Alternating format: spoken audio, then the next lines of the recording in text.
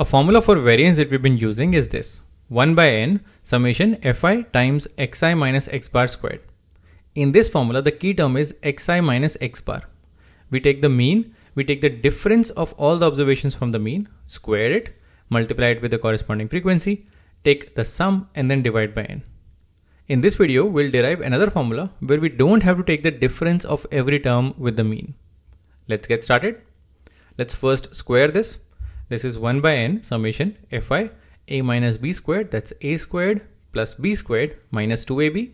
That's going to be fi times xi squared minus 2 times mean times xi plus x bar squared, that's mean squared. Now let's multiply the frequency with all three terms. That's 1 by n summation fi xi squared minus 2 times mean xi and fi plus fi times mean squared. Now let's take summation of all three terms. This is 1 by n summation fi xi squared plus summation fi mean squared minus summation 2 times mean times fi times xi. Now we are taking the sum of all of these where I is moving from 1 to n. All of these things will change. This is f1 x1 squared plus f2 x2 squared and so on. What will not change is this constant 2, and what will also not change is this mean. For every term, the mean remains the same for the data. So we can take the mean outside the summation. That's a key step in this derivation. We have 1 by n summation fi xi squared plus, in this expression we have mean squared coming outside the summation. So this is mean squared summation I equals to 1 to n fi minus 2 times mean times summation fi xi. Now what are these things? Summation fi and summation fi xi. Pause the video, think about it. Okay, let's take the next step. This is 1 by n summation fi xi squared plus mean squared times, what's the sum of all the frequencies?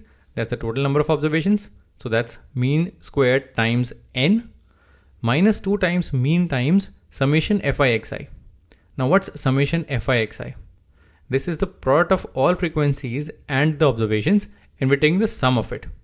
This means this is the sum of all the observations.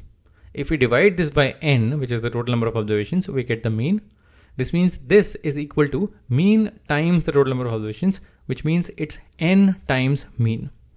So we can replace this with n times mean, and we can replace this with just n. Here we have n and n, we can cancel them out. This is 1 by n summation fi xi squared plus mean squared n by n, so that's just mean squared, minus 2 times mean, so that's 2 times mean squared times n by n, so n cancels out. Look at these two terms. This is mean squared minus 2 times mean squared. This becomes minus mean squared. So now we get another formula for variance, which is 1 by n summation fi xi squared minus mean squared. So instead of finding the difference of every term with the mean, we just square the terms, multiply this with the corresponding frequency, take the sum and divide by n. Whatever this is, subtract mean squared from this to get the variance. In using this, we can find the standard deviation as well. Variance is 1 by n summation fi xi squared minus summation fi xi by n. This is another way to write mean, that squared. Now let's take 1 by n squared common. This becomes 1 by n squared times n times summation fi xi squared minus summation fi xi squared. Now let's take the square root. Square root of variance is standard deviation. So that becomes 1 by n root of all of this. That's a root of n times summation fi xi squared minus summation fi xi squared. So this method of finding standard deviation does not involve finding the difference of all the terms with the mean.